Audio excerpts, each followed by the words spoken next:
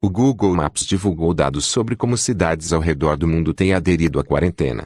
Causada pelo novo coronavírus SARS-CoV-2 e pela Covid-19, a quarentena tem sido adotada de maneira variada ao redor do Brasil e do mundo. O documento revelado pelo Google mostra como a sociedade tem reagido ao atual momento. Neste caso, revela o impacto da movimentação das pessoas comparando com cenários pré-pandemia. 6 categorias de locais foram levantadas: casas, locais de trabalho, parques, transporte público, mercearias e farmácias, e varejo e recreação. Assim, a empresa compara o tempo gasto pelos usuários em cada um desses 6 tipos de locais. Ela usa como base dispositivos móveis que usam algum software da empresa, Google Maps, por exemplo, ou dispositivos propriamente Android. Os dados são inéditos e mostram o percentual de cidadãos que têm passado tempo em shoppings, parques, mercados, restaurantes, praias e muitos outros. O Google destaca que o relatório de mobilidade da comunidade não deve ser usado para uso médico, diagnóstico, prognóstico ou tratamento. Muito menos para informações pessoais, como planos de viagem.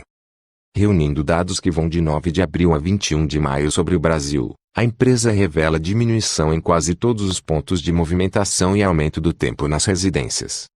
Menos 51% em lojas de recreação, shoppings, restaurantes, parques temáticos, livrarias, cinemas, museus, etc. Menos 7% em farmácias e mercearias. Menos 43% em parques, praças e praias. Menos 49% em transporte público como ônibus e estações de trem e metrô. Menos 31% nos locais de trabalho. Mais 17% em residências.